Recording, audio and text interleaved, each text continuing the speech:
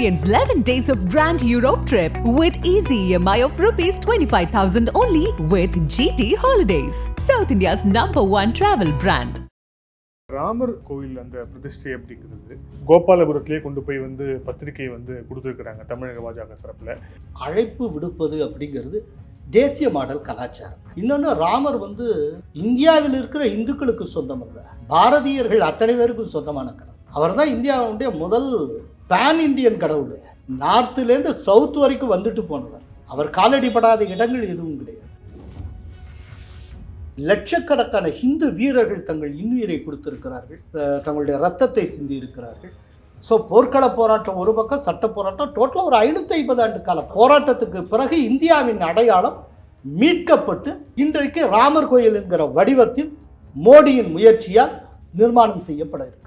அதனால் இதில் இந்தியர்கள் அத்தனை பேருமே பங்கேற்க வேண்டும். தயவு செய்து எல்லாரையும் அழைக்கிறேங்கிற பேரில் அகிலேஷ் யாதவுக்கு கொடுத்துறாங்க. ராம பக்தர்களை கொன்றவர், அவருக்கு அழைப்புதல் கொடுக்காதீர்கள் அப்படின்னு ஒரு கோரிக்கை வரும். ஆனால் இன்னைக்கு அகிலேஷ் யாதவ் என்ன சொல்லுகிறார், இந்த ஃபங்க்ஷன் இது கடவுளின் ஃபங்க்ஷன், நீங்கள் அழைப்பே கொடுக்கல, நாங்களாக வருவோம். முலாயம் சிங் யாதவ் துப்பாக்கி சூடுக்கு உத்தரவிட்டு 28 ராம பக்தர்களை ஒரு குருவி சுடுற மாதிரி சுட்டுக்கொள்ள சொன்னவருடைய மகனுக்கு ராமர் மேலே இன்னைக்கு கட்டுக்கடங்காத ஒரு ஆர்வம். எங்கேருந்து இவ்வளோ ஆர்வம் அப்படி பொத்துட்டு வருது? அடுத்தாப்புல தேர்தல். இந்த டிராப்ல இருந்து இந்தியா கூட்டணி தப்பிக்கவே முடியாதா? எப்படி தப்பிப்பீங்க? கொஞ்சம் யோசிச்சு பாருங்க. கடந்த காலத்தில் இவர்கள் அத்தனை பேரும் ராமருக்கும் ராம பக்தர்களுக்கும் எதிரான துரோகிகளாக இருந்தார்கள். இப்போ இவர்களுக்கு என்ன பிரச்சனைனா, அழைப்புதல் கொடுத்து வந்தாலும் அந்த பக்கம் அவங்களுடைய ட்ரெடிஷனல் ஓட் பேங்க்ல இடிக்கும். வல்லைனா ஹிந்து சைடு என்ன நினைப்பாங்களோ சொல்லவும் முடியாது. ஸோ பாருங்க, ஒரு சாதாரணமாக தான் ஒரு கும்பாபிஷேகம், இப்போ அதில் இவங்களை சிக்க வச்சுட்டாரா மோடி? இல்லை, அது முடிவெடுக்கிறதே பிரச்சனைக்குரிய விஷயமா மாறி இருக்கா? இதுதாங்க மோடி பாலிடிக்ஸு. கரெக்டாக புத்தாண்டு முடியுது, அடுத்த நாளே பிரதமர் தமிழ்நாட்டில் காலடி வைத்திருக்கிறார். தமிழ்நாட்டின் மையப்பகுதியான ஸ்ரீரங்கத்துக்கு அருகில் இருக்கக்கூடிய திருச்சியில் விளையாட்டாங்க. அது ரொம்ப முக்கியமான ஒரு விஷயம்.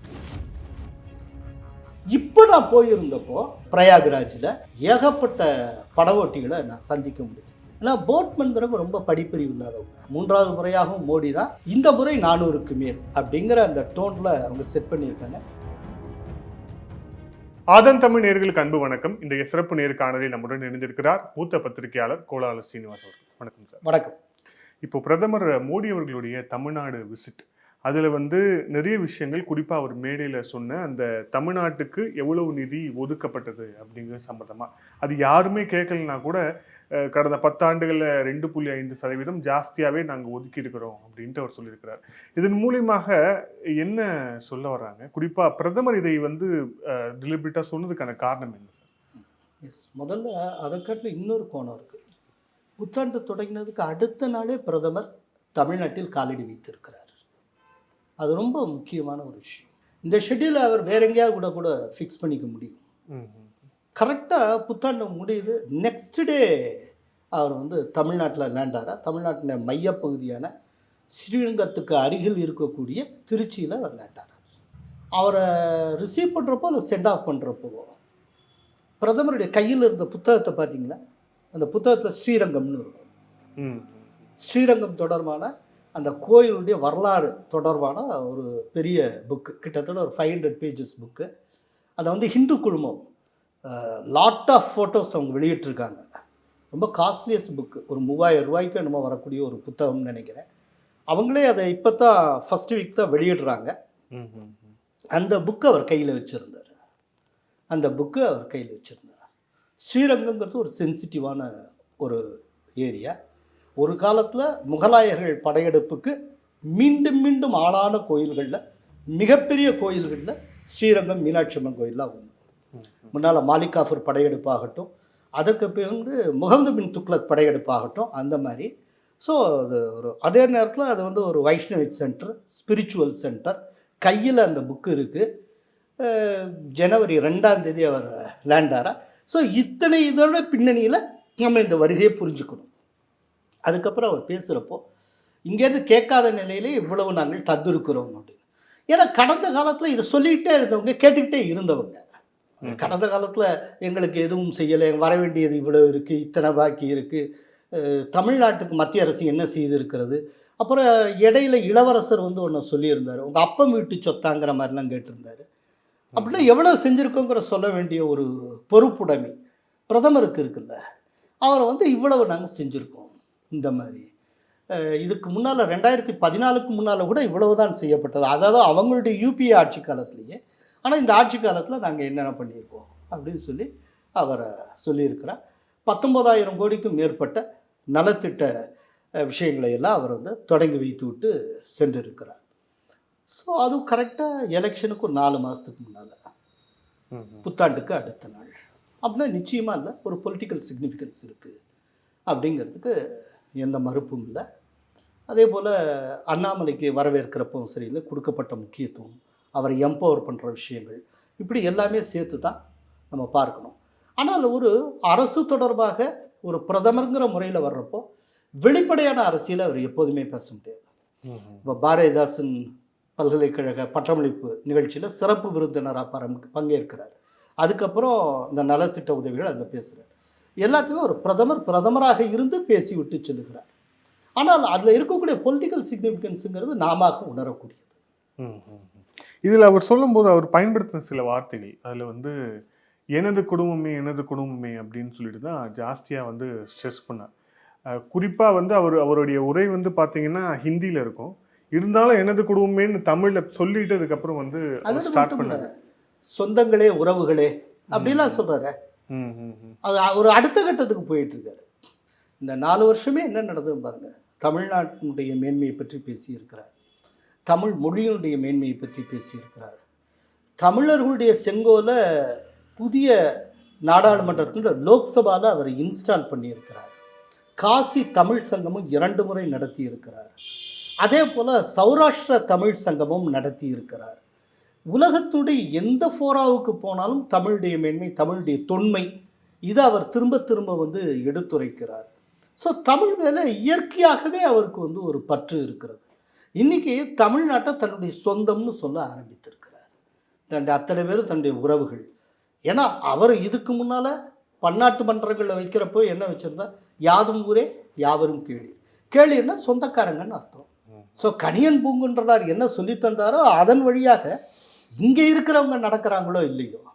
ஏன்னா யாதும் ஊரே யாவரும் கேளீர்னு சொல்லியிருக்கிற நிலையிலேயே இங்கே இருக்கக்கூடிய ஒரு அமைச்சர் வந்து முன்னாள் அமைச்சர் சொல்லுகிறார், யூபிக்காரங்க இங்கே கக்கூஸ் கழுவ வந்திருக்காங்க அப்படின்னு சொல்லிட்டு. இப்படி மற்றவர்களை இழிவுபடுத்துகிற போது பிரதமர் வந்து உண்மையிலேயே தமிழர்களை சொந்தமாக கருதுகிறார். ஸோ கணியன் பூங்குன்றனார் வழியில் அந்த தமிழர் பண்பாடுன்னு ஒன்று இருக்குது, அந்த பண்பாட்டின் வழியில் யார் நடக்கிறார் அப்படிங்கிறதுக்கு இது ஒரு அற்புதமான அத்தாட்சி. ஆனால் தமிழுடைய பெயரே சொல்லி கொண்டு இருக்கிறவர்கள் எப்படி தமிழர் பண்பாட்டிலிருந்து விலகி செல்லுகிறார்கள், யாதும் ஊரே யாவரும் கேளுங்கள் எப்படி விலகி செல்லுகிறார்கள் அப்படிங்கிறது திராவிட மாடல் ஒரு அத்தாட்சி. ஸோ திராவிட மாடல் ஒன்று இருக்குது, தேசிய மாடலில் இன்னொரு அத்தாட்சி முன்வைக்கப்படுகிறது. எது என்னங்கிறத மக்கள் பகுத்தறிவு சார்ந்து புரிந்து கொள்ள வேண்டும். இல்லை இத்தனை நாளாக ஒன்றிய பிரதமர் அப்படின்னு சொல்லிட்டு இந்த முதலமைச்சர் வந்து இப்போ திடீர்னு நேற்று பாரத பிரதமர்னு சொன்னது, அதுவும் வந்து ஒரு விவாத பொருளாக மாறியது. அது அவர் சொன்ன அந்த விதம் அப்படிங்கிறதும் சொன்னது அப்படிங்கிறதும் அதில் ஏதாவது சிக்னிஃபிகன்ட் பார்க்குறீங்களா? ஸ்டாலினுக்கு நிறைய தேவைகள் இருக்குன்னு அர்த்தம், அவரை சுற்றி நிறைய அழுத்தங்கள் இருக்குன்னு அர்த்தம். அவங்க ஒவ்வொரு வார்த்தை அந்தந்த இடத்துக்கு ஏற்றபடியாக மாற்றுவாங்க. இடையில வந்து அவரை ஸ்டாலின் வந்து மத்திய அரசு அப்படின்னு சொன்னதாக கூட தகவல் வந்தது, இடையில உங்களுக்கு நினைவில் இருக்கும்னு நினைக்கிறேன். அது என்ன திடீர்னு இப்போ ஆரம்பிச்சிட்டாங்க அப்படின்னு. இப்போ இந்த ஒன்றிய அரசுங்கிறது இவர்கள் பதவியேற்றதுக்கு பிறகு தானே வந்தது. 2021 தேர்தல் பரப்புரையின் போது கூட ஒன்றிய அரசுங்கிறது இவங்க கண்டுபிடிச்சது இல்லையே. இவங்களை பொறுத்தளவில், திராவிட மாடலை பொறுத்தளவில் ஒரு சொல்லுலேருந்து எதுவுமே சித்தாந்தத்தின் வழிபட்டது கிடையாது. அது அவ்வப்போது இருக்கக்கூடிய தேவைகளுக்கு ஏற்ற ஒரு ஆயுதம், ஒரு டூல். வார்த்தைங்கிறது ஒரு ஆயுதம், ஒரு டூல். இந்த இதுக்கு இந்த வார்த்தை இன்னைக்கு காலகட்டத்தில் தேவைப்படுனா இதை வச்சுட்டு நான் அடிச்சுக்கிட்டே இருப்பேன், இதை வச்சுட்டு நாங்கள் அப்படியே கொஞ்சம் கொஞ்சமாக பிரிவினைவாதத்தை நோக்கி போயிடுவோம், அதை போக்கு அப்படியே மிரட்டுறதுக்காக. இதெல்லாம் மன்மோகன் சிங்கிட்ட எடுபடும், மோடிகிட்ட எடுபடுமா? நீங்கள் வாட்டில் மிரட்டிக்கிட்டே இருக்க வேண்டியதுதான். ஒரு பக்கம் அது மத்திய அரசு அதனுடைய வேலைகளை அது பார்த்துக்கிட்டே இருக்கும், மத்திய அரசு புலனாய்வுத்துறை அது வேலைகளை அது பார்த்துக்கிட்டு இருக்கும், எல்லாம் அவங்கவுங்க வேலையை பார்ப்பாங்க சார். அதனால இது டிஎம்கே சைடு ஒரு பெரிய பின்னடைவு. ஏன்னா இதே போல தான் இதுக்கு முன்னால் நீட்டு சொல்லிட்டு வந்தாங்க. நீட்டு ஏதாவது செய்ய முடிஞ்சுதா? ஆட்டவோ அசைக்கவும் முடிஞ்சுதா? கடைசியில் திரும்ப மோடிக்கு மனு போட்டுக்கிட்டு இருக்காங்க, ஜனாதிபதிக்கு மனு போட்டுக்கிட்டு இருக்காங்க. இந்த மனுவை போடுறதுக்கு நாங்கள் ஆட்சிக்கு வந்தால் நீட்டை ஒழிப்போம், நீங்கள் எதுக்கு சொல்லணும்? ஸோ எதுவும் நடக்காதுன்னு தெரிஞ்சு போச்சு. எதுவும் நடக்காது அப்படின்னு தெரியும். கௌரவமான முறையில் மண்டியிடுவதே மேல்ங்கிற முடிவுக்கு அவர்கள் வந்திருக்கலாம். அதனால தான் இப்போ ஒன்றிய பிரதமர் பாரத பிரதமர் ஆகியிருக்கிறார். இதில் இப்போ அடுத்த கட்ட சிக்னிஃபிகண்ட்டாக நீங்கள் வந்து அயோத்தி போயிட்டு வந்திருக்கிறீங்க. ஸோ 22ஆம் தேதி அயோத்தியில் ராமர் கோயிலும் கட்டப்பட இருக்கிறது. இதில் அந்த அரசியல் அது சம்பந்தமான விஷயத்துக்கு அடுத்து வருவோம். அதுக்கு முன்பாக நீங்கள் போயிட்டு வந்ததுலேருந்து நீங்கள் பார்த்த முக்கியமான விஷயங்கள் பற்றி சொல்ல முடியுமா? சார், நாங்கள் வந்து 23ஆம் தேதி கிளம்பினேன். காசி, பிரயாக்ராஜ், அயோத்தி, இந்த 3த்துக்குமே போயிட்டு வந்திருக்கேன். இந்த 3மே அடிப்படையில் ஒரு விதத்தில் பார்த்தா பில்கிரிமேஜ் சென்டர், ஒரு புனிதத்தலம். இன்னொரு பக்கம் பார்த்தா மிகப்பெரிய பொலிட்டிக்கல் சென்டர். நாங்கள் போயிட்டு வந்த காசி பிரதமருடைய தொகுதி. பிரயாக்ராஜ் அங்கே இருக்கக்கூடிய படகோட்டிகள், அங்கே அது வந்து ரொம்ப ரொம்ப பெரிய ஒரு பொலிட்டிக்கல் சென்டர். பொலிட்டிக்கல் சென்டர்னால் எப்படின்னா மக்களுக்கு கிடையாது, பத்திரிகையாளர்களுக்கு. அதாவது ஒரு மிகப்பெரிய மூத்த பத்திரிகையாளர் ஒருத்தர் இருக்கார். அவர் பேர் ஜாவித் லைக் அப்படின்னு பேர். 1977லேருந்து ஒவ்வொரு மக்களவை தேர்தலுக்கும் அவர் பிரயாக்ராஜ் போவார். திரிவேணி சங்கமம் இருக்கிற இடத்துக்கு போவார். ஒரு மாதம் ரூம் போட்டு தங்குவார். கிட்டத்தட்ட 100கணக்கான படகோட்டிகளை தொடர்ந்து சந்திப்பார் ஜாவித் லைக். இந்த படகோட்டிகள் வந்து எல்லா திசையிலேருந்தும்ல அங்கே வராங்க பிரயாகராஜுக்கு, திரிவேணி சங்கமத்துக்கு. அதனால எல்லா தரப்பு, எல்லா மாநில, எல்லா மொழி மக்களோடையும் கலந்து பழகி பழகி பழகி ஒவ்வொரு படகோட்டிக்கும் இந்தியாவுடைய எல்லா மொழியும் தெரியும். அந்த அப்போது இந்தியாவுடைய சைக்கோ அவங்களுக்கு தெரியும். அவங்கள்ட்ட இந்த தடவை யார்ப்பா ஜெயிக்கிறா, இந்த தடவை எப்படி ஜெயிப்பாங்க, இந்த தடவை என்ன நடக்க போகுது இப்படின்னு கேட்குறது. இது வந்து போட்மன் ப்ரிடிக்ஷன்னு பேர். ஓகே. இந்த போட்மன் ப்ரிடிக்ஷனுங்கிறத முதல்ல இந்தியாவில் அறிமுகப்படுத்தினது ஜாவித் லைக். அதுக்கப்புறம் இந்த போட்மன் ப்ரிடிக்ஷனை ஒரு குறைந்த அளவில் அறிமுகப்படுத்தின பெருமை எனக்கு உண்டு. ஏன்னா நான் முதல்ல பண்ணேன். அதாவது போன வருஷம் பிரயாக்ராஜில் நான் போயிருந்தேன். அப்போ அதை வச்சு நான் போட்மன் ப்ரிடிக்ஷன் பண்ணினேன். அதுக்கப்புறம் இந்த வருஷம் காசிக்கு ஜேவிசி ஸ்ரீராம் போயிருந்தார். அவரை வச்சு ஒரு போட்மன் ப்ரிடிக்ஷன் பண்ணோம். இதில் ரொம்ப ஆச்சரியமான விஷயம் என்னென்னா, எங்கள் 2 பேருடைய போட்மன் ப்ரிடிக்ஷன் இத்தனைக்கும் ஓராண்டு கால இடைவெளி, 2மே ஒன்றா டேலி ஆச்சு. 2மே சொல்லுகிற உண்மை என்னென்னா, திட்டவட்டமாக 300க்கும் மேற்பட்ட சீட்டுகளோட பிஜேபி ஜெயிக்கும் அப்படிங்கிறது தான் அந்த இது. இப்போ நான் போயிருந்தப்போ அந்த பிரயாக்ராஜில் ஏகப்பட்ட படகோட்டிகளை நான் சந்திக்க முடிஞ்சுது. நிறைய ரெக்கார்ட் பண்ண முடிஞ்சுது. அது கம்ப்ளீட்டாக வேறையாக இருக்குது. அது என்னங்கிறத நான் உங்களுக்கு சொல்கிறேன். இந்த பொலிட்டிக்கல் இது ஒன்று. அதுக்கப்புறம் அயோத்தியில் 22ல் இதாகுது, உங்களுக்கு வந்து பிரதிஷ்டை பண்ணுறாங்க, எல்லாம் நடக்குது. அது ஒரு எப்படிப்பட்ட சென்டர்னு தெரியும். இப்போ இந்த 3த்துக்கு நான் போயிட்டு வந்திருக்கேன். இந்த 3த்துக்கு போயிட்டு வந்ததில் இப்போ பிரயாக்ராஜிலேருந்து நான் ஆரம்பிக்கிறேன்.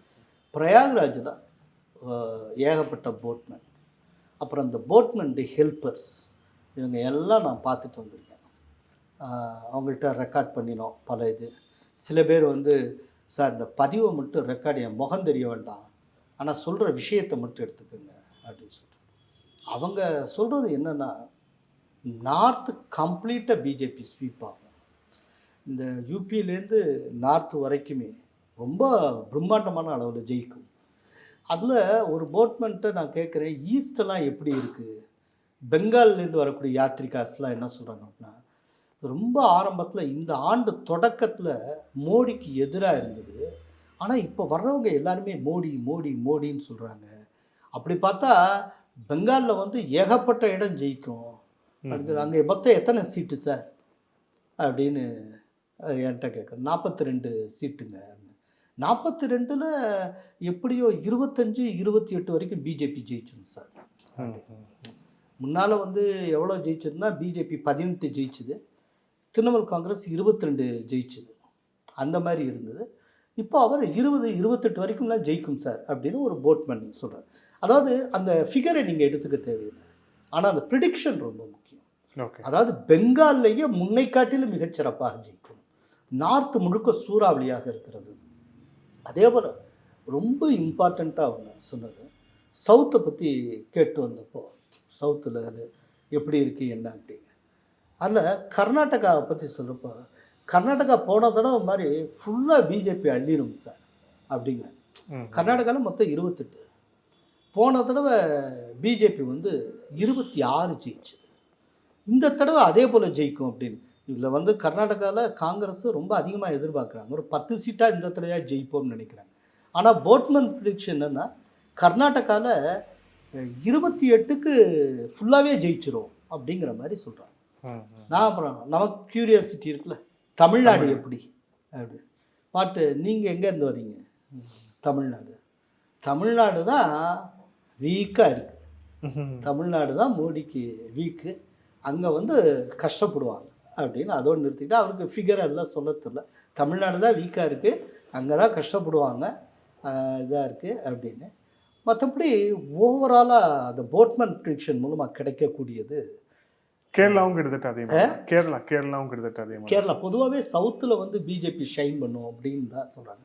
இதில் வந்து ஆந்திரா, கேரளா அதை வந்து குறிப்பாக கேட்க முடியல. ஏன்னா நான் கேட்ட போட்மேன் இருக்காங்களே, அவங்க அந்த மாநிலத்து பயணிகளோடு இன்ட்ராக்ட் பண்ணாதவர்கள்.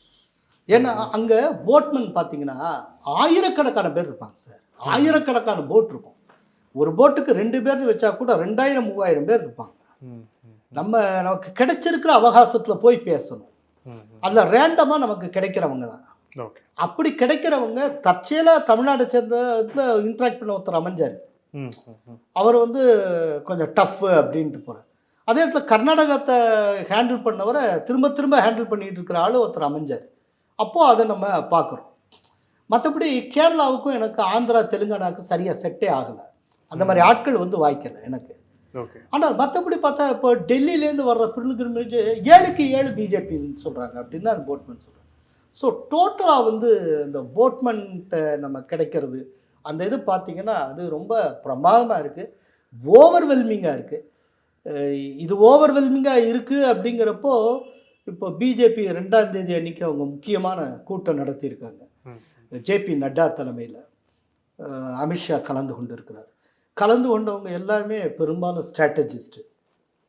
பார்த்திங்கன்னா தர்மேந்திர யாதவ் கலந்து கொண்டு இருக்கிறார், அஸ்ஸாம் சீஃப் மினிஸ்டர் சுனில் பன்சல், அஸ்வினி வைஷ்ணவ், இப்படியே ஃபுல்லாக ஸ்ட்ராட்டஜிஸ்டாக கலந்துக்கிட்டு இருந்திருக்காங்க. அதில் வந்து அவங்க என்ன சொல்கிறாங்கன்னா அவங்க ஸ்லோகன் செட் பண்ணியிருக்காங்க. அதில் ஆப்கி பார் 400 பார் அப்படின்னே சொல்லி அந்த ஸ்லோகன் செட் பண்ணுறாங்க. இந்த தடவை இலக்கு 400க்கு மேல் அப்படிங்கிற மாதிரியா அவங்க சொல்லிடுறாங்க. கொஞ்சம் இந்த ஆப்கி பார் தானே. ஆமாம், அதை நான் ஒரு தடவை பார்த்துக்கிறேன். தீஸ்ரி பார் மோடி சர்க்கார். அதை விட்டுட்டேன் நான். அது ஒரு ஸ்லோகன் செட் பண்ணியிருக்காங்க. அந்த ஸ்லோகன் என்ன அப்படின்னா தீஸ்ரி பார் மோடி சர்க்கார், ஆப்கி பார் 400 பார் அப்படின்னு அவங்க செட் பண்ணியிருக்காங்க. ஸோ 3வது முறையாகவும் மோடி தான், இந்த முறை 400க்கு மேல் அப்படிங்கிற அந்த டோனில் அவங்க செட் பண்ணியிருக்காங்க. கிட்டத்தட்ட போட்மன் ப்ரிடிக்ஷனும் அதுவும் நெருங்கி வரும்போது இருக்குது. அப்படி தான் நான் ஃபீல் பண்ணேன், ஓவராலாக ஃபீல் பண்ணுறோம். ஏன்னா போட்மன்கிறவங்க ரொம்ப படிப்பறிவு இல்லாதவங்க. ஃபுல்லாக ஜெயிச்சிடும் சார், பெரும்பாலும் இவங்க தான் சார், இப்படி தான் சொல்லுவாங்க. அந்த சீட்டெல்லாம் சொல்ல தெரியாது. அவங்க வந்து ரொம்ப ஒரு எஜுகேட்டிவாக இருக்கக்கூடியவங்க கிடையாது. அதை நம்ம புரிஞ்சுக்கணும். அவங்கள்ட்ட ஒரு சென்ஸை நம்ம ரிசீவ் பண்ணலாம். இப்போ வந்து யூபியில் எவ்வளவுன்னு நான் கேட்குறேன், 80 சீட் இருக்குங்க, எவ்வளவு? அது 80க்கு 80 அவ்வளோதான் அப்படின்ட்டு போகிறாரு, அவ்வளோதான். அதுக்கு மேலே சார் என்னங்க நீங்கள் வாட்டில் சொல்கிறீங்க அகிலேஷ் யாதவுக்கு மற்றதுக்கு இவங்களுக்கெல்லாம் அதெல்லாம் மக்கள் கொடுக்க மாட்டாங்க. Fully for development development development அப்படின்னு ஒருத்தர் சொல்லு, டெவலப்மெண்ட் டெவலப்மெண்ட் டெவலப்மெண்ட். இது எங்கேயோ தமிழ்நாட்டில் கேட்ட மாதிரி. ஆமாம், 80க்கு 80 அது பிஜேபி ஸ்வீப் பண்ணிட்டு போகுங்கிறார். இப்படி தான் அவங்களால சொல்ல தெரியும். இதுலேருந்து நம்மளாம் ஒரு உத்தேசமான ஒரு அனுமானத்துக்கு வரும். இப்போ இந்த மாதிரி அனுமானத்துக்கு வர்றப்போ அது 350லேருந்து 400 வரைக்கும் போகலாம். இது வந்து யூகம். இல்லை, இப்போ அந்த ராமர் கோயில் அந்த பிரதிஷ்டை அப்படிங்கிறது அது வந்து இங்கே என்ன மாதிரியான ஒரு ரோலை ப்ளே பண்ண போகுது? ஏன்னா இதில் இப்போது எதிர்கட்சிகள் வந்து அவங்களுக்கு அழைப்பு விடுக்கப்பட்டிருக்கிறது, கோபாலபுரத்திலே கொண்டு போய் வந்து பத்திரிகை வந்து கொடுத்துருக்குறாங்க தமிழக பாஜக தரப்புல. ஸோ அவங்க வந்து வரலாமா வர வேண்டாமாங்கிற ஒரு டைலமா ஒரு பக்கம் இருக்கு. இன்னொரு பக்கம் இது ஏற்படுத்தக்கூடிய அரசியல் தாக்கம் என்ன அப்படின்ட்டு ஒண்ணு. அழைப்பு விடுப்பது அப்படிங்கிறது தேசிய மாடல் கலாச்சாரம். அதனால நாத்திகர்களுக்கு கூட அழைப்பு விடுப்பார்கள். அது ஹிந்து சமயத்தினுடைய கலாச்சாரம். இந்தியாவின் முதல் நாத்திகரான சார்வாகரையே மகரிஷி என்று தான் நம்ம இது வரைக்கும் சொல்லிட்டு வந்தோம். சார்வாக மகரிஷியினுடைய அவருடைய இன்டர்பிரிட்டேஷன்ஸ், அவருடைய அவுட்லுக்கு அது பாடமாகவே இங்கே இருக்க பாடசாலைகளிலேயே படிக்கப்பட்டு வருகிறது. இது தேசிய மாடல் கலாச்சாரம். மற்றபடி அவங்க வர்றாங்களா இல்லையாங்கிற பற்றி யாரும் அக்கறைப்படல. வரலைங்கிறதுனால அவங்க வந்து நிற்க போகிறதில்ல, அது எதுவுமே இல்லை. ஆனால் இது தேசிய மாடல் ஒரு கலாச்சாரம். இது ஹிந்து கலாச்சாரம், பாரதிய கலாச்சாரம். இது நாத்திகர்களுக்கு கூட நாம் முழு அன்போடு எப்போதும் அழைப்பு விடுப்போம். இன்னொன்று, ராமர் வந்து இந்தியாவில் இருக்கிற இந்துக்களுக்கு சொந்தம் அல்ல, பாரதியர்கள் அத்தனை பேருக்கும் சொந்தமான கடவுள். அவர் தான் இந்தியாவுடைய முதல் பேன் இண்டியன் கடவுள்.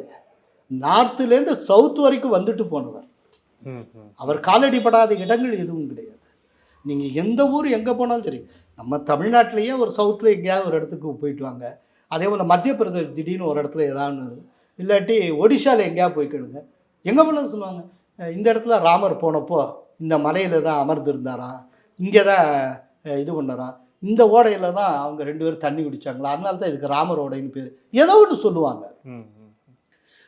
மொத்த இந்தியாவும் ராமரோட தான் எப்போதும் கனெக்ட் ஆகிருக்கும்.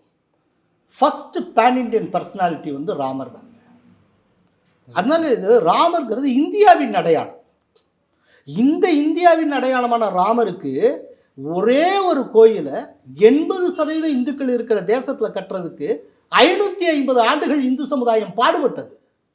500 ஆண்டு காலம் போரில் செலவழித்தது.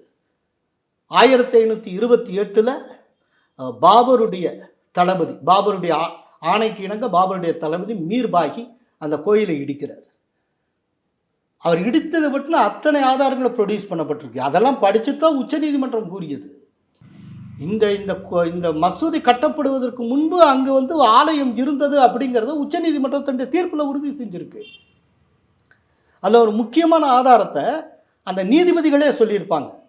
என்ன சொல்லியிருப்பாங்கன்னா, சீக்கிய மதத்தை ஸ்தாபித்த குருநானக் இருக்கார் இல்லையா, இந்த குருநானக் பற்றி ஒரு 4 விதமான வாழ்க்கை வரலாறு. அந்த சீக்கியர்களுக்குள்ளே இருக்கக்கூடிய பல்வேறு செட்டில் ஒரு செட்டு இந்த வரலாறு தான் எங்களுக்கு ஆத்தன்டிக்னு எடுத்துட்டாங்க. இப்படி 4 செட்டு 4 வரலாறை ஃபாலோ பண்ணுறாங்க, குருநானக்குடைய வரலாறு. அந்த 4 குருநானக் வரலாறுலையும் மாறாமல் இருக்கிற ஒரு தகவல் என்னன்னா, குருநானக் அவர்கள் இந்த அயோத்திக்கு வந்து இங்கிருந்த ராமர் கோயிலில் வழிபாடு செய்திருக்கிறார் அப்படிங்கிறது. ஸோ குருநானக் காலம் வரைக்குமே அங்கே ஒரு கோயில் இருந்திருக்கிறது. அது குருநானக் காலகட்டத்தில் 1510 5 அந்த ரேஞ்சில் வந்துடுது. அதற்கு பிறகு 1528க்கு பிறகு தான் எல்லாமே மாறுகிறது. பாபருடைய சுயசரிதியான பாபர் நாமால பாபரே சொல்லுவது போல வருகிறது. என்னன்னா, அங்கே இருக்கிற கோயிலை இடித்து விட்டு ஒரு மாபெரும் மசூதியை கட்டச் சொல்லி நான் ஆணையிட்டேன் அப்படின்னு அவர் சொல்லக்கூடியதான தகவல் வருது. அதே போல இந்த பாபர் மசூதி இடிக்கப்பட்ட காலத்தில் அதே சமகாலத்தில் வாழ்ந்த துளசிதாசனுடைய ரொம்ப பாப்புலர் இது எதுன்னா ராம்சரிதமானஸ். அதை தாண்டி இன்னொன்று எழுதியிருக்கிறார்.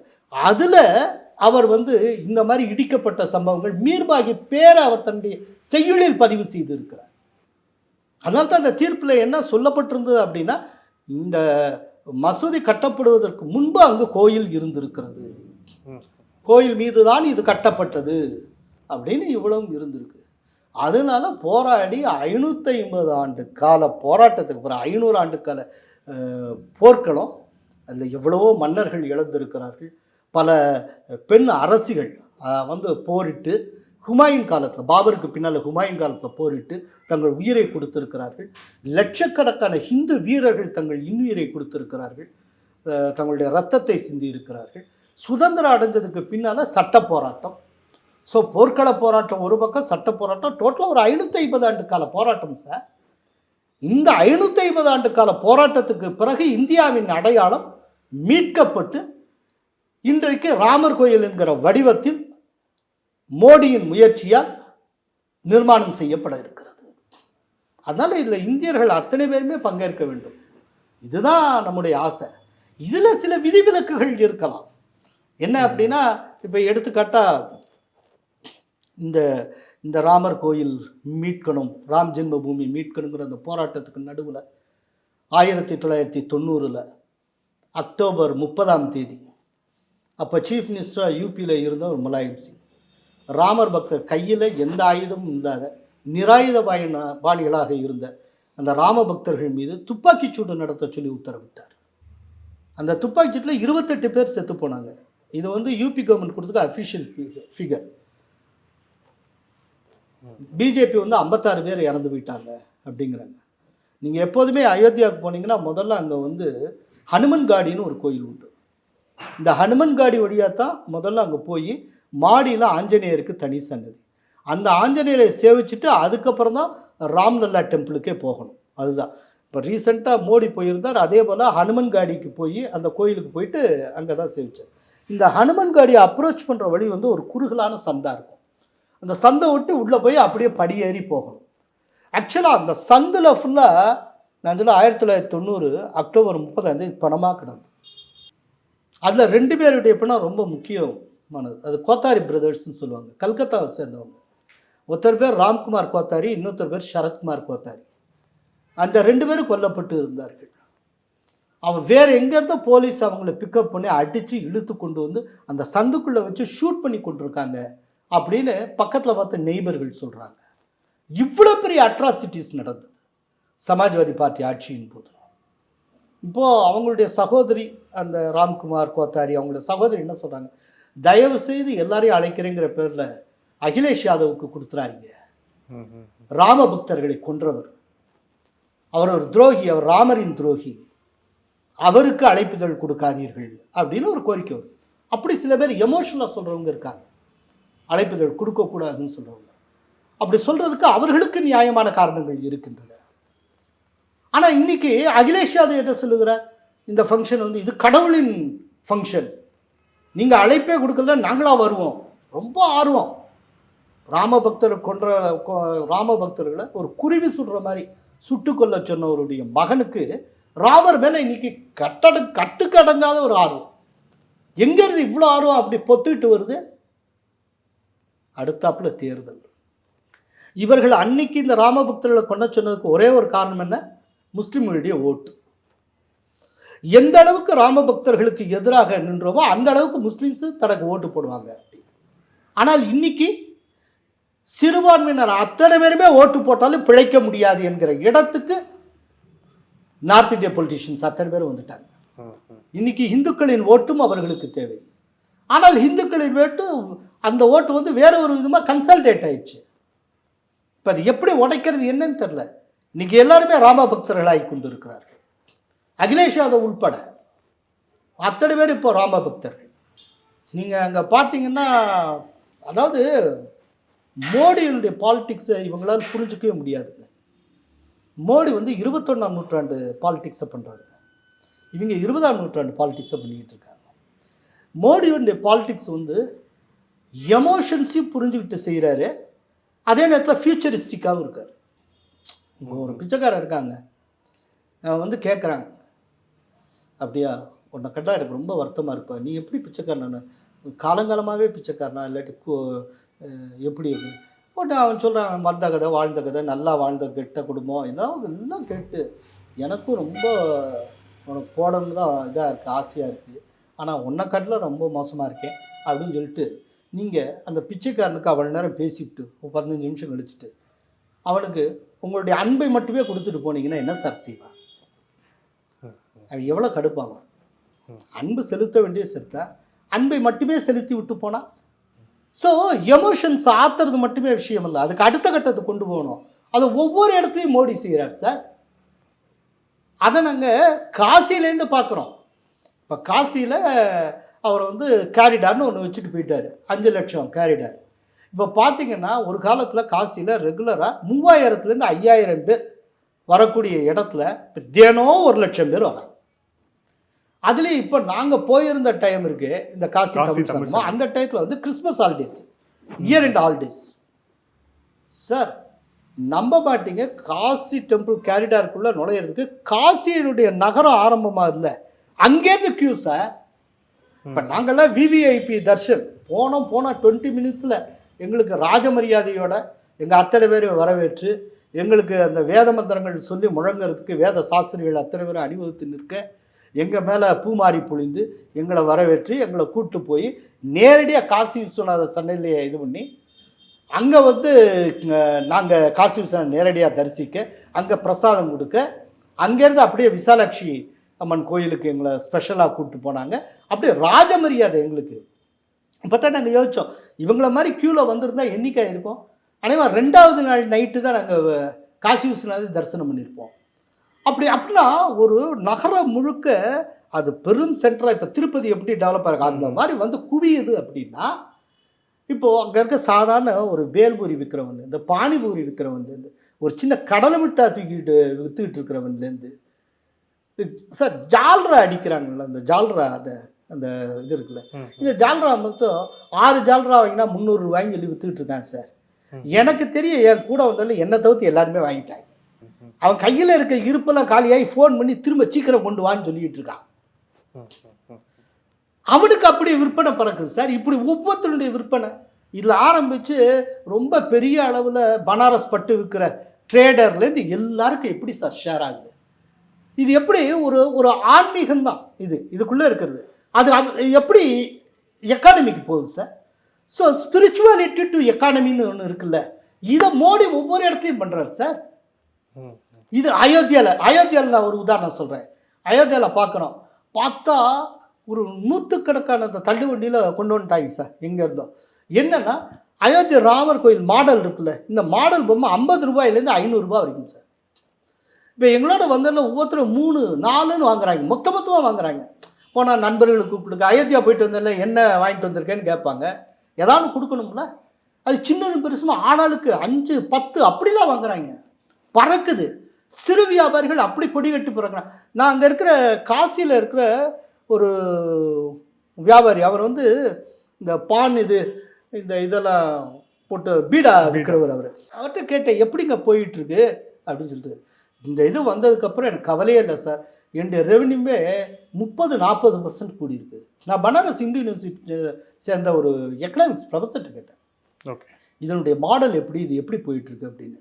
சார் இன்னும் இதுக்கு சயின்டிஃபிக் சர்வே எதுவும் நாங்கள் கண்டக்ட் பண்ணல, பட் என்னுடைய எக்ஸ்பீரியன்ஸ் வச்சு சொல்கிறேன், அரௌண்டு 30% வரைக்கும் இங்கே இருக்கிற மக்களுடைய இன்கமிங் கெப்பாசிட்டி இன்க்ரீஸ் ஆகிருக்கும். இதை எப்படி நான் ஃபீல் பண்ணுறேன் அப்படின்னா, இப்போது உள்ளுக்குள்ளே லோக்கலில் ரெண்ட்டு வந்து ஹைக் ஆகிருக்கு. ஒருத்தருக்கு சம்பாதிக்கிற திறமை ஒரு சமூகம் முழுக்க கூடுதலாச்சுன்னா அதுக்கேற்றபடி ரெண்ட்டு கூடும். ரெண்ட்டு கொஞ்சம் கூடி இருக்குது சார், ஸ்லைட்டாக 7-8% வரைக்கும்லாம் ரெண்ட்டு கூடியிருக்கு. ஸோ நான் யோசிக்கிறேன், இன்னும் சயின்டிஃபிக்காக அதுக்கு சர்வேலாம் நாங்கள் கண்டக்ட் பண்ணல, ப்ளஸ் இது வந்து என்னுடைய இன்ஃப்ளூயன்ஸ் மட்டும்தான். 30% வரைக்கும் அவங்களுடைய இன்கமிங் ரெவென்யூ இது பண்ணக்கூடிய சம்பாதிக்கக்கூடிய கேப்பபிலிட்டி இன்க்ரீஸ் ஆகிருக்குன்னு நான் நினைக்கிறேன் அப்படின்னு அவர் சொல்கிறார். இப்போ பாருங்கள், அயோத்தியாவுக்கு இப்போ ரீசெண்டாக நாங்கள் போயிட்டு வந்ததுக்கு, நான் அயோத்தியாவிலேருந்து திரும்புகிறேன். அயோத்தியாவிலேருந்து திரும்புகிறப்ப அங்கே வந்து லதா மங்கேஷ்கர் சவுக் அப்படின்னு, தமிழில் வந்து சவுக்க சதுக்கம்னு சொல்லலாம், லதா மங்கேஷ்கர் சதுக்கம் அப்படின்னு. அதில் ஒரு பிரம்மாண்டமான ராட்சச வீணை இருக்கிற மாதிரியான சிலை. அந்த சிலையை மோடி திறந்து வைக்க வர்றார் நெக்ஸ்ட் டே. அதுக்கு முன்னால் அந்த முன்னேற்பாடுகளை பார்க்கறதுக்காக யோகி வர்றார். நாங்கள் வந்துட்டு பஸ்ஸு போகுது, ஏத்தாப்பில் யோகி வர்றார். அதை பார்த்துட்டு அவர் போகிறார். அடுத்த நாள் மோடி அங்கே வந்து அதை இனாக்ரேட் பண்ணுறாரு. பண்ணிவிட்டு அந்த சதுக்கத்தில் சுற்றி வந்து கையெல்லாம் காட்டிட்டு பெரிய ஆரவாரம் எல்லாம் அதோடு போயிருக்கலாம்ல. மோடி அதை எப்படி கனெக்ட் பண்ணுறாங்கிறதுக்கு சொல்கிறேன். அந்த இடத்து பக்கத்துலேயே ஒருத்தர் உஜ்வாலா திட்டத்தினுடைய 10வது கோடி பயனாளியா ஒருத்தர் இருக்கான்னு கேள்விப்பட்டு அவர் வீட்டுக்கு நேராக போயிட்டார் மோடி. அவன் உஜ்வாலா திட்டத்துக்குள்ள 2.5 லட்சம் ரூபா வாங்கி அவனுக்குன்னு ஒரு சொந்தமாக வீடு கட்டிக்கிட்டு இருக்கான். அந்த 10வது கோடி திட்ட பயனாளி அவன். அங்கே போய் உட்காந்துட்டு எப்படி இருக்கீங்க, என்ன இது எத்தனை இன்ஸ்டால்மெண்ட்டை கொடுத்தாங்க, ஏதாவது லஞ்சம் கிஞ்சம் வாங்கினாங்களா இல்லையா, அத்தனை கேள்வி அவர் கேட்குறாரு. இப்போ எனக்கு என்ன தரப்போறீங்க அப்படிங்கிற டீ. ஓ டீனா ரைட்டு, நானும் ஒரு காலத்தில் டீ விற்றவன் தான், ஒரு நல்ல டீயை எப்படி போடுறதுன்னு எனக்கு தெரியும் கொடுங்க அப்படிங்கிறாரு. சாப்பிட்டு நல்லா இருக்குன்னு சொல்கிறாரு. அவங்களுக்கெல்லாம் அவ்வளோ அளவற்ற மகிழ்ச்சி. எதை கனெக்ட் பண்ணுறான்னு பார்க்கணும் சார். சும்மா வெட்டியை திருப்திப்படுத்துவது மட்டுமே அரசியலாக இதுக்கு முன்னால் செஞ்சுக்கிட்டு இருந்தாங்க. மோடியோடது என்னென்னா திருப்திங்கிறது ஒரு எல்லை, அது மட்டுமே அரசியல் கிடையாது. அதை தாண்டி ஃபியூச்சரிஸ்டிக்காக போயாகும். இன்னைக்கு எமோஷன்ஸ்க்கு இன்னைக்கு திருப்திப்படுத்தி உனக்கு இந்தா கொடுத்துட்டேன் போ ஆளை விடு, இது கிடையாது. இதை தாண்டி இருக்கு. இதில் வந்து ஞானவாபி பிரச்சனை இருக்குது, 1000 இருக்குது. காசி விஸ்வநாதர் சம்மந்தமாக ஒரு பெரிய ட்ரீமு ஆயிரக்கணக்கான ஆண்டுகளாக இந்துக்கள்கிட்ட இருக்கா. அதுக்கு நான் என்ன செய்யணுமோ செஞ்சு முடிச்சிட்டேன். ஆனால் அது மட்டுமே கிடையாது. அதை தாண்டி நான் இருந்தாலும் இல்லாட்டாலும் இந்த காசி வாழணும், காசி மாநகர் வாழணும், வாரணாசி மாவட்டம் வாழணும், மக்கள் வாழணும். இது அவர்களுக்கான பொருளாதார பயன்களுக்கு கொண்டு போய்ச்சாங்க. ஒவ்வொரு இடத்துலையும் நீங்கள் நுட்பமாக கவனிங்க, அவர் செய்யக்கூடிய ஒவ்வொன்றுக்கும் பொருளாதாரத்துக்கும் இடையில் ஒரு தெளிவான தொடர்பு இருக்கும். இதை வந்து மோடி செஞ்சிருப்பார். இது மற்றவங்க யாருக்குமே தெரியாது சார். அதனால தான் மோடி வந்து தொடர்ந்து அதாவது தோற்கடிக்கப்பட முடியாத நபராகவே இருந்து கொண்டு இருப்பது காரணம் இதுதான். இந்த சூட்சுமத்தை இவங்களால் புரிஞ்சிக்கவே முடியாது ஒரு நாள். ஏன்னா இந்த சூட்சுமத்தை புரிஞ்சுக்கிட்டு இவங்க வர்றதுக்குள்ள ஒரு நூற்றாண்டு கழிஞ்சு போகும். இதுல இப்ப குறிப்பா அந்த எதிர்கட்சிகளோட டைலமா இருக்குல்ல, அதை எப்படி பாக்குறீங்க? ஏன்னா எதிர்கட்சி அவங்க வந்து இப்போ இந்த ஃபங்க்ஷனுக்கு வரலாமா வரக்கூடாதான்னு அவங்க ஒரு குழப்பம் இருக்குல்ல, அது எப்படி? ஏன்னா சத்பவார் சொல்றாரு இன்னும் எனக்கு இன்விடேஷன் வைக்கல அப்படிங்கிறாரு. மம்தா பானர்ஜி சொல்லும்போது வழியில போய் தானே ஆகணும் அப்படின்றாங்க. இன்னொரு பக்கம் வந்து இப்போ சிவசேனா சொல்லும்போது அது அவங்க பொலிட்டிக்கல் ஃபங்க்ஷன், அந்த ஃபங்க்ஷனுக்கு போக மாட்டோம், நான் கட்டி முடிச்சுட்டு நாங்கள் வந்து தனியாக போவோங்கிறாங்க. சிவசேனைங்கிறது அடிப்படையில் ஒரு இந்துத்துவ பார்ட்டி. இன்னைக்கு விதி செய்த கோலம் அவங்க சோனியாவோடலாம் போயிட்டாங்க. அது அவருடைய தனிப்பட்ட பேராசை, முதல்வராகணுங்கிற இது அந்த கூட்டணிக்கே ஒரு பெரிய பிளாக்கா அமைஞ்சிருக்கோ, அதுதான் பாஜக எதிர்பார்த்து. இதுவுமே ஒரு உத்தி தானே. இப்போ பாருங்க, நீங்க வந்து ராமர் கோயிலுக்கு நீங்க போகாமல் போனீங்கன்னா ஹிந்து ஓட்டர்ஸ் ஃபுல்லாக என்ன நினைப்பாங்க? சரி, மம்தாவுடைய கோர் ஓட் பேங்க்ல வந்து இஸ்லாமிய ஓட்டு ரொம்ப முக்கியம். இவங்க போய் பக்தி ஸ்ரத்தையா இங்கே வந்துட்டு போனால் இஸ்லாமிய ஓட்டு என்ன ஆகும்? அந்த அவங்களுக்கு சார், அவங்களுக்கு வந்து எல்லாருக்குமே வந்து ஒரு ஓட் பேங்க் பாலிட்டிக்ஸே பண்ணி பண்ணி பண்ணி பண்ணி அவங்கள தீர்மானிக்கக்கூடிய ஒரு காரணியாக ஓட் பேங்க் பாலிட்டிக்ஸே மாறி அவங்க கழுத்தில் விழுந்த சுருக்காகவே அது மாறி. ஒவ்வொன்றுக்கும் வந்து அப்போனா முஸ்லீம் என்ன நினைப்பாங்க, அப்போனா இந்த சிறுபான்மையின் என்ன நினைப்பாங்களோ. இப்போ இந்த பிரச்சனை எதுவுமே இல்லாத கட்சி ரெண்டு தான். ஒன்று பிஜேபி, எதிர் சைடில் சிவசேனை. சிவசேனை அடிப்படையில் இந்துத்துவ கட்சி. இந்த அயோத்தியா ராம் டெம்பிள், அந்த ராம் ஜென்ம பூமி மூமெண்ட்டில் அவங்க பெரிய அளவில் கான்ட்ரிபியூட் பண்ணியிருக்காங்க. இன்றைக்கி பிஜேபிக்கு எதிராக இருக்காங்க அப்படிங்கிறதுக்காக இந்த விஷயத்தில் அவங்க பண்ண கான்ட்ரிபியூட்டை நான் மறுக்கிறதுக்கு விரும்பலை. அவங்க நிஜமாகவே உணர்வுபூர்வமாக அவங்க வந்து அவ்வளோ பெரிய கான்ட்ரிபியூட் பண்ணியிருக்காங்க. அதுவும் பெரியவர் பால் தாக்கரேவுடைய அந்த ஹிந்துத்துவ உணர்வு, அதெல்லாம் யாரும் சந்தேகத்துக்கு அப்பாற்பட்டது. ஒரு நிறுவனத்தை பேசுகிறப்போ Bal Thackeray sir, I am a mad Hindu அப்படின்பார். நான் வந்து ஹிந்து வெரியன் அப்படின்னு சொல்லுவேன். இந்தியாவில் அவ்வளோ வெளிப்படையாக சொன்ன ஒரே ஒரு தலைவன் அவர் ஒருத்தர் தான். அந்த மாதிரியான ஒரு இது, அப்படி ஒரு பாரம்பரியம் உண்டு. அதனால் அவங்க போகலாம், அவங்க இதுக்காக பாடுபட்டுருக்காங்க. எதிர்வரிசையில் இருக்கிறது அதெல்லாம் ஒரு மேட்ரே இல்லை. இப்போ இவர்களுக்கு என்ன பிரச்சனைனா, அழைப்புதல் கொடுத்து வந்தாலும் அந்த பக்கம் அவங்களுடைய ட்ரெடிஷ்னல் ஓட் பேங்க்கில் இடிக்கும். வரலைன்னா ஹிந்து சைடு என்ன நினைப்பாங்களோ சொல்லவும் முடியாது. ஸோ பாருங்கள், ஒரு சாதாரணமாக தான் ஒரு கோயில், இது ஒரு கும்பாபிஷேகம். இப்போ அதில் வந்து இவங்களை சிக்க வச்சுட்டாரா மோடி? இல்லை, அது முடிவெடுக்கிறதே பிரச்சனைக்குரிய விஷயமா மாறி இருக்கா? இதுதாங்க மோடி பாலிடிக்ஸு. மோடி செய்கிறது எல்லாமே இயல்பாக நடந்துகிட்டு இருக்கிற மாதிரியே இருக்குங்க. இந்த ட்ராப்லேருந்து இந்தியா கூட்டணி தப்பிக்கவே முடியாதா? ஏன்னா இது இப்போ நீங்களே சொல்கிற மாதிரி அங்கேயும் போக முடியாது, இங்கேயும் போக முடியாதுங்கிற ஒரு, அதான் ஜெயராம் ரமேஷ் சொல்கிறார், நாங்கள் இன்னும் டிசிஷன் எடுக்கல, நாங்கள் டிசிஷன் எடுத்ததுக்கப்புறம் சொல்லுவோம். என்ன காரணம் அப்படின்னா, இதை எப்படி தப்பிப்பீங்க? கொஞ்சம் யோசிச்சு பாருங்கள். கடந்த காலத்தில் இவர்கள் அத்தனை பேரும் ராமருக்கும் ராம பக்தர்களுக்கும் எதிரான துரோகிகளாக இருந்தார்கள். காங்கிரஸ் மட்டும் நான் எடுத்து சொல்கிறேன், உங்களுக்கு 1 by 1 சொல்கிறேன். இதுக்கு முன்னால் சுப்ரீம் கோர்ட்டில் கேஸ் நடந்துட்டு அஃபிடவிட் ஃபைல் பண்ணுறாங்க மன்மோகன் சிங் அரசு. அப்போது ராமர் என்பது ராமாயணத்தில் வருகிற ஒரு கதாபாத்திரம் மட்டுமே அஃபிடவிட் தாக்கல் பண்ணாங்க அரசு சார்பில். கோர்ட்டே வந்து ராம் லல்லாவை ஒரு லீகல் பர்சனாக அங்கீகரித்து கடைசி தீர்ப்புலேயே அத்தனை ஏக்கர் நிலமும் ராம் லல்லாவுக்கே சொந்தம், குழந்தை ராமருக்கு சொந்தம் தான் தீர்ப்பு கொடுத்துருக்கு. கோர்ட்டே அவர் தனி நபராக ஒரு இண்டிவிஜுவலாக லீகல் பர்சனாக அங்கீகரித்திருக்கு. ஆனால் அன்றைக்கு இருந்த காங்கிரஸ் அரசு என்னவாக சொன்னால் கற்பனை கதாபாத்திரம் என்று கூறியது.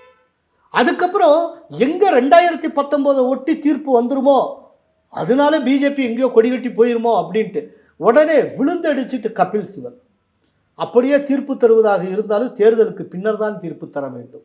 அதுக்கு ஒன்று எந்த தேதியில் நீதிபதி எப்போ தீர்ப்பளிக்கணுங்கிறதுக்கு இவங்க வந்து ஃபைல் பண்ணாங்க சார். கடைசியில் தேர்தலுக்கு பின்னால் தான் தீர்ப்பு வந்தது. இப்போ இந்த தீர்ப்பு வராதனால ஒன்றும் பிஜேபியுடைய வெற்றி யாரும் தடுக்க முடியலை. தேர்தலுக்கு பிறகு தான் தீர்ப்பு வந்தது. ரஞ்சன் கோகோய் அப்போ தான் கொடுத்தாரு. பட் அதுக்குன்னே ஃபைல் பண்ணாங்க. அதே போல் இந்த ப்ராசஸ் நடந்தப்போ நான் இப்போ தான் சொன்னேன், இன்றைக்கி இந்திய கூட்டணியில் இருக்கக்கூடிய அகிலேஷ் யாதவனுடைய தந்தை முலாயம் சிங் யாதவ் துப்பாக்கிச்சூடுக்கு உத்தரவிட்டு 28 ராம் பக்தர்களுடைய உயிரை பறித்தெடுத்தார். தொடர்ந்து 50 ஆண்டு காலமாக இந்த கேஸில் தீர்ப்பே வராதபடிக்கு இழுத்தடிக்கணும் தான் போனாங்க. மோடி வந்ததுக்கப்புறம் ஏன் இந்த தீர்ப்பு வந்ததுன்னா மோடியோட தனிப்பட்ட இன்ஃப்ளூயன்ஸ் எதுவும் இல்லை, சுப்ரீம் கோர்ட் மேலே எதுவும் செல்வாக்கு செலுத்தலை. என்னன்னா அந்த தீர்ப்பு, அதாவது இந்த வழக்கு விரைந்து முடிப்பதற்கு தேவையான உதவிகளை மத்திய அரசு செய்தது. வாய்தா கேட்கவே இல்லை. மத்திய அரசு சட்டுன்னு சீக்கிரமாக முடிக்கிறதுக்கு நாங்கள் ரெடி அப்படிங்கிறத வெளிப்படையாக அறிவித்து இந்த வழக்கை சீக்கிரமாக முடிக்கிறதுக்கு அவங்க உதவி செஞ்சாங்க. இதுக்கு முன்னால் இந்த மத்திய அரசு இழுத்தடிச்சு காங்கிரஸ் அரசு தொடர்ந்து தீர்ப்பே வந்துடக்கூடாது அவங்களுக்கு. ஏன்னா இந்த மாதிரி ஏதாவது தீர்ப்பு வந்து அதனால முஸ்லீம்ஸ் கோவப்பட்டு முஸ்லீம்ஸில் ஓட்டு கிடைக்காம போயிடுச்சுன்னா, சிறுபான்மையினர் ஓட்டு தானே தேசத்துக்கு ரொம்ப முக்கியம். இந்த சிறுபான்மையினர் ஓட்டுன்னு சொல்லி இந்துக்கள் முதுகில் எத்தனை காலம்தான் குத்திக்கிட்டு இருந்தாங்க. அத்தனைய உடச்சி இன்னைக்கு வந்திருக்கு. ஸோ கடந்த காலத்தில் அவங்க எப்படி பண்ணியிருக்காங்க, அவங்க கைகளை அவங்கவுங்க பார்த்துப்பாங்கல்ல. அவங்க கைகளில் ரத்தக்கரை இருக்கா இல்லையான்னு அவங்களுக்கு தெரியும்ல. அது உறுத்தலாக இருக்கும்ல. அந்த உறுத்தல், அந்த கில்ட்டி கான்ஷியஸ்னஸ், அந்த குற்ற உணர்வு இன்னைக்கு வரைக்கும் இவ்வளோ பெரிய கோயில் திறப்புக்கு முடிவெடுக்க முடியாத நிலையில் காங்கிரஸை கொண்டு வந்து சேர்த்திருக்கிறது. ஸோ இப்போ இங்கே இருக்கக்கூடிய கட்சிகள், குறிப்பாக இப்போ அதிமுகவுக்கும் வந்து அழைப்பு விடுக்கப்பட்டிருக்கிறது, திமுகவுக்கும் ஒரு பக்கம் அழைப்பு விடுக்கப்பட்டிருக்கிறது. இருந்தாலும் இதில் எங்கே டிசிஷன், இப்போ யார் போவா எங்கே போவா அப்படிங்கிற ஒரு சூழல் இப்போக்கும் தெரியாத ஒரு சூழல். ஸோ இப்போ இது தமிழ்நாடு பாலிடிக்ஸ் எந்த மாதிரியான இன்ஃப்ளூயன்ஸ் ஏற்படுத்தும், குறிப்பாக அந்த ராமர் கோயில் திறப்பு அப்படிங்கிறது? சார், ராமர் கோயில் அப்படிங்கிறது தமிழ்நாடை பொறுத்தளவில் ஒரு ஒரு பிஜேபிக்கான ஒரு லிஃப்டாக, அது வந்து பிஜேபியை பற்றின ஒரு பார்வையை இன்னும் விசாலமாக்குவதற்கு உதவியாக இருக்கும். மற்றபடி தமிழ்நாட்டில் பாலிட்டிக்ஸை தீர்மானிக்கக்கூடிய விஷயமா இந்த ஆலய திறப்பு இருக்கும் அப்படின்னு எனக்கு தோணலை. ஏன்னா அதனுடைய இம்பேக்ட் அந்தளவுக்கு இருக்கும்னு தோணலை. பட் நார்த்தில் மற்ற இதில் ரொம்ப கடுமையாக இருக்கும். நான் வந்து உங்களுக்கு ஒரு உதாரணம் ஒன்று சொல்கிறேன். சாரநாத்னு ஒரு இடம் இருக்குது காசிக்கு பக்கத்தில். அது பௌத்தர்கள் காலத்து அவங்களுக்கு உண்டான பௌத்தர்களுக்கான ஒரு புனித தலம் போல. கௌதம புத்தர் அவர்கள் தன்னுடைய முதல் பிரசங்கத்தை அந்த சாரநாத்தில் இருக்கக்கூடிய மான்பூங்கால தான் நிகழ்த்தினார். கிறிஸ்து பிறப்பதற்கு 600 ஆண்டுகளுக்கு முன்னால். அங்கே தான் அந்த சாரநாத் ஸ்தூபி அங்கே எல்லாம் இருக்குது. உலகத்தில் இருக்கக்கூடிய அந்த புத்திஸ்ட் மாங்ஸ் அத்தனை பேர் அங்கே வருவாங்க. குறிப்பாக தாய்லாந்தை சேர்ந்த பௌத்த குருமார்கள் அத்தனை பேர் அங்கே அசம்பிள் ஆவாங்க. அது அவர்களுக்கான புனிதத்தனம். அந்த இடத்துக்கு நாங்கள் போயிட்டு பல இடங்களில் நிறைய சர்வே பண்ணுறதுக்காக போனோம். ஒரு சாதாரண டீ ஷாப், ஒரு மெடிக்கல் ஷாப், இப்படி பல இடங்களுக்கு போயிடும். போனால் அங்கே எப்படி இருக்குது, என்ன ட்ரெண்டு, அதெல்லாம் கேட்குறப்போ ஒரு ஆச்சரியமான விஷயம் என்னென்னா, மோடிங்கிற பேரை தவிர்த்து வேறு ஒன்றுமே இல்லை. என்ன சார் மோடினே சொல்கிறீங்க, மோடிக்கு அப்புறம் யார்? சரி, மோடியே நம்பர் 1 இருக்கட்டும், மோடிக்கு அப்புறம் யார் அப்படிங்கிறது யோசிச்சுட்டு யோகி எங்க அகிலேஷ் யாதவ்னு இருக்காங்க, மாயாவதின்னு இருக்காங்க, அப்புறம் ராகுல் காந்தி, பிரியங்கா காந்தி, அப்புறம் லெஃப்ட்டு, என்னென்னலாமா இருக்கீங்க உங்கள் இதில் தான் காட்சி. நீங்கள் என்னங்க மோடிங்கிறீங்க அப்புறம் யோகிங்கிறீங்க. சார் நீங்கள் கேட்டப்போ அதுதான் சார் ஸ்ட்ரைக் ஆகுது. உண்மையிலே வேற ஒன்றும் எனக்கு ஸ்ட்ரைக் ஆகலை சார். இருந்தால் தான் சொல்லியிருப்பேன்ல அப்படிங்க. இங்க வந்து பிஜேபி பாப்புலாரிட்டியை விட பிரதமருடைய மோடி பாப்புலாரிட்டி இன்னும் ஜாஸ்தியா இருக்குன்னு சொல்றாங்க. அதாவது அது ஆல்ரெடி இருக்கக்கூடியது தானே. பிஜேபியை அவுட் ஷேடோ பண்ணி மோடிங்கிற ஒரு பிரம்மாண்டமான ஒரு இடத்துக்கு போயிருக்காரு. நீங்கள் அதுவும் எப்போதுமே வந்து நீங்கள் பார்த்தீங்கன்னா மக்களவை தேர்தல் யார் பிரதமர்ங்கிறத தேர்ந்தெடுக்கிற தேர்தல் வருகிறப்பெல்லாம் மோடியுடைய இமேஜ் எங்கேயோ விஸ்வரூபம் எடுக்கும். இதில் வந்து நீங்கள் மார்னிங் கன்சல்ட் அமெரிக்க நிறுவனம் எடுத்த கருத்து கணிப்பு பார்த்துருப்பீங்க. லாஸ்ட்டு 9 இயர்ஸ் தொடர்ந்து மோடி வந்து 75லேருந்து 78% வரைக்கும் அப்ரூவல் ரேட்டிங்கோடு இருக்கார். கொஞ்சம் கூட குறையல. ஸோ மோடியோடைய அந்த பர்சனல் இமேஜில் கொஞ்சம் கூட கீழே இல்லை. ஆனால் இப்போ கூடிக்கிட்டே போகுது. அதுவும் இந்த ராமர் கோயில் நெருங்க நெருங்க நெருங்க நார்த் இந்தியாவில் அது ஒரு ஃபீவர் மாதிரிங்க, ஒரு அலை மாதிரி செட் ஆகிருக்குங்க. அதை நான் ஒவ்வொரு இடத்துலையும் உணர்றேங்க சார். சாரநாத்தில் சார் கொய்யாப்பழம் ரொம்ப பிரமாதமாக இருக்கும். ஃபுல் பழமாக வாங்காமல் ஒரு அரைக்காயாக வாங்கி சாப்பிடணும், அவ்வளோ ஜூஸியாக இருக்கும். அந்த மாதிரி ஒரு கொய்யாப்பழம் தமிழ்நாட்டில் தேடிலாம் கிடைக்கும். அற்புதமான ஒரு இடம் கொய்யாப்பழம் சாப்பிட்றதுக்கு. அதுக்காக சாரநாத்துக்கு போனால் கொய்யாப்பழம் சாப்பிடணுமே தேடி கண்டுபிடிச்சி போகிறது. நிறைய இடத்துல இந்த இதில் போட்டு வச்சுருப்பாங்க, அந்த வண்டியில் போட்டு வைப்பாங்க. அவன்கிட்ட பேச்சு கொடுத்து கேட்குறேன், அவன் மோடி அப்படிங்கிறான். வேற மோடி மட்டும்தான் சார். மோடி இருக்கப்போ வேற எதுக்கு ஒருத்தர் தேவை? சரி, மோடினால உனக்கு என்னையா கிடைச்சிது, உனக்கு என்ன பிரச்சனை அப்படின்னு.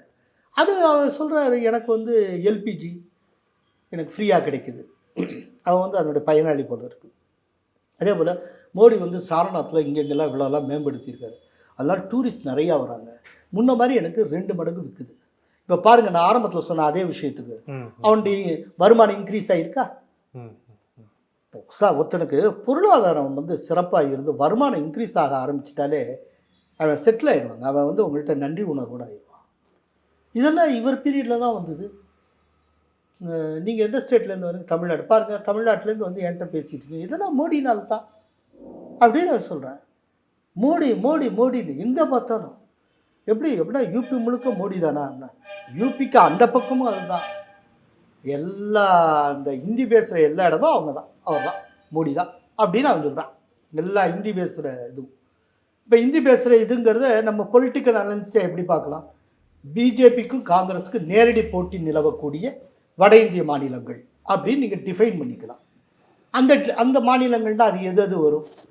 உத்தரப்பிரதேஷ், சத்தீஸ்கர், மத்திய பிரதேஷ், ராஜஸ்தான், குஜராத், உத்தராகண்ட், ஹிமாச்சல் பிரதேஷ், அதே போல் ஜார்க்கண்ட் அண்டு ஹரியானா.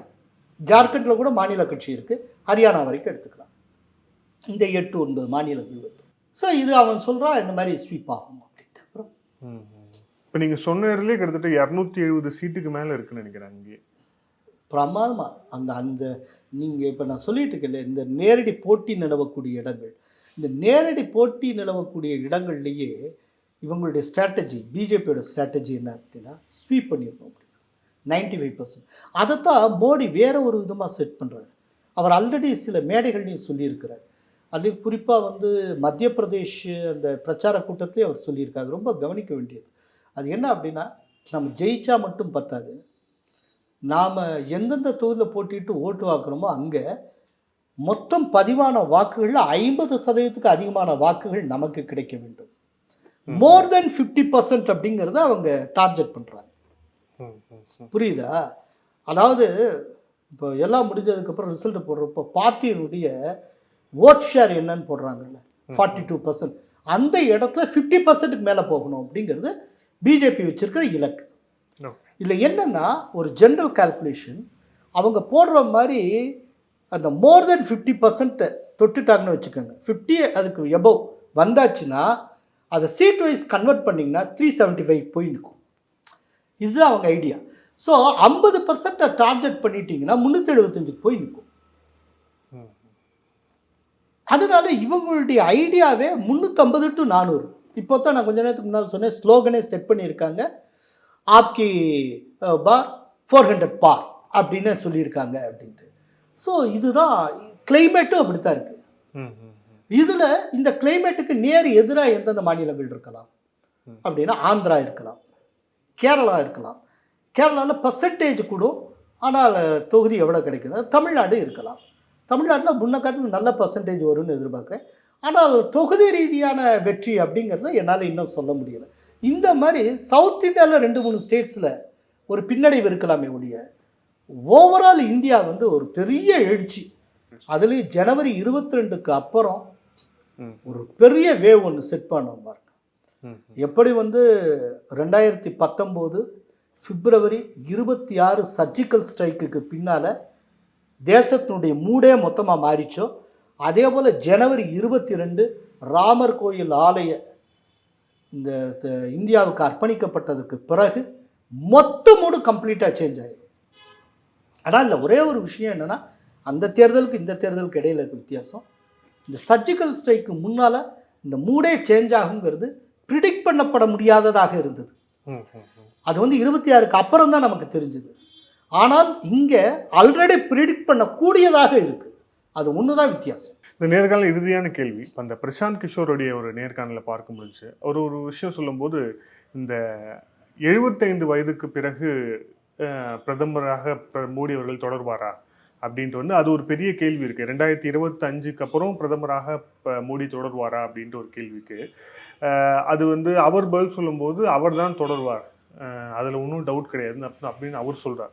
ஆனால் இப்போ நம்ம சௌஹானுக்கு என்ன சௌஹானுக்கும் நம்ம பார்த்தோம். ஏன்னா எப்போ ஒரு மாற்றம் வரும் அப்படின்னு தெரியாத ஒரு சூழல் இருக்குது. இப்போ நீங்கள் போய் பார்த்துட்டு அந்த பாப்புலாரிட்டி எப்படி இன்க்ரீஸ் ஆகிருக்குன்னு பார்க்குறீங்க. இப்போ இந்த பாப்புலாரிட்டியில் இந்த டெண்டன்சியில் 75க்கு அப்புறம் அவர் வந்து ரிட்டையர் ஆயிடுவார்னு நம்ம எதிர்பார்க்கலாமா? பொதுவாக எல்லாத்துக்குமே விதிவிலக்குகள் உண்டு. ஓகே, மோடிக்கு விதிவிலக்கு இருக்கலாம். ஆனால் இந்த விதிவிலக்கை மோடி விரும்புவாரா அப்படிங்கிறது நமக்கு தெரியாது.